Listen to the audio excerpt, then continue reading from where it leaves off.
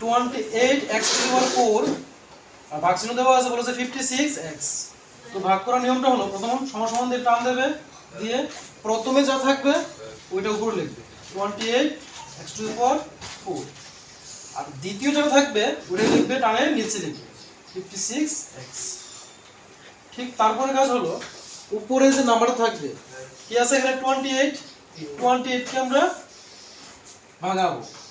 28 কে ভাঙালে কি হবে দেখো তো, 2 দিয়ে ভাঙালে 2 আর 2 2 4 আর 8, 2 দিয়ে ভাঙালে 2 7 আর 14, তো 2 into 7 এটা আসলে 28 ভাঙে।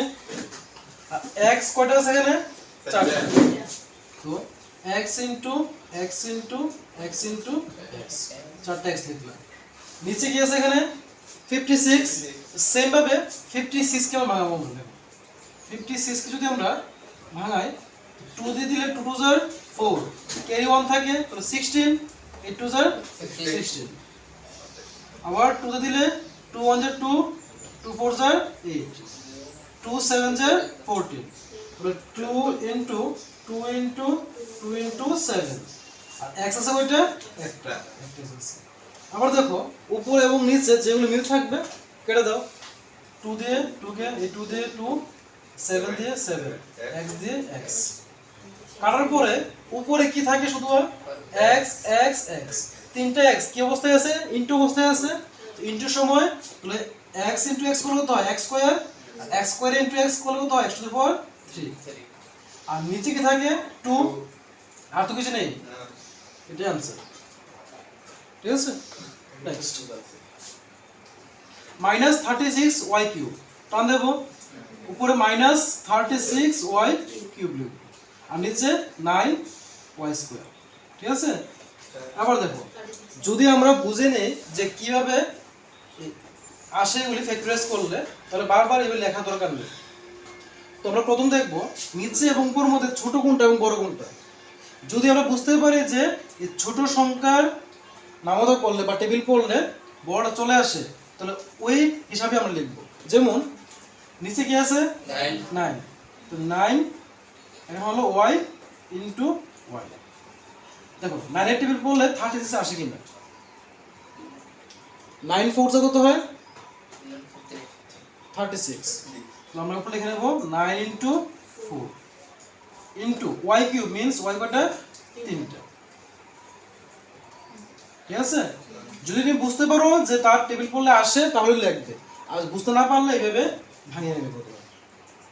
ইকুয়াল টু দেখো উপরে 9 নিচে 9 কাটো, নিচে দুইটা y উপরে দুইটা y কাটো, তাহলে 4 এবং y থাকে উপরে, নিচে কিছু থাকে না, নিচে কিছু না থাকলে লেখা দরকার নেই। আর দেখো এখানে মাইনাস চিহ্ন ছিল, মাইনাস চিহ্নটা এখানে দিয়ে দেব। নেক্সট আবার দেখো 66 p q square r cube, নিচে আছে 11 q r স্কয়ার। তাহলে ছোট কে 11 q into r into r, তো আমরা জানি 11 6 কত হয় 66, 11 into 6 into p into q square means কি কয়টা দুইটা, আর r কিউব means আর কয়টা তিনটা। আবার দেখো উপরে 11 নিচে 11 কাটা যায়, তারপর নিচে কিউ উপরে কিউ, নিচে দুইটা আর উপরে দুইটা, কাটলে নিচে কিছু থাকে না, এখানে কিছু নেই, তাহলে এখানে কি আছে 6 p q r, 6 p q r। দেখো নাম্বার 4, এখানে কি আছে 34, তো 34 লিখলাম x cube y cube z cube, আর নিচে কি হবে 51 x y square z cube. এখন দেখো এখানে 34 আছে, এখানে 51 আছে, তো এগুলো ভাঙাতে হবে কারণ এগুলো তো টেবিলে পড়লে 51 আসবে না। তাহলে 34 কে ভাঙাই দেখো কি আসে 34, 2 দিয়ে ভাঙালে 2 1 যা 2, 3 ছিল ক্যারি 1 থাকে তাহলে 14, কত হলো 2 7 যা 14, তো হলো 2 into 17 into x cube, x into x, সাথে কি আছে y কিউব, তাহলে y into y, তারপর দেখো z cube means z into z নিচে দেখো 51 আছে, তো সেম ভাবে 51 কে ভাঙাতে হবে।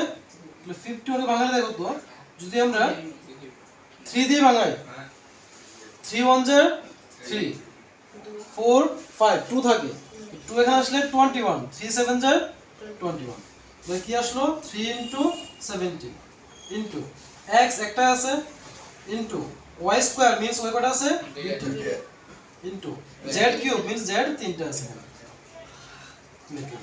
আবার দেখো উপরে 17 নিচে 70 কাটো, নিচে একটা x উপরে একটা x কাটলাম।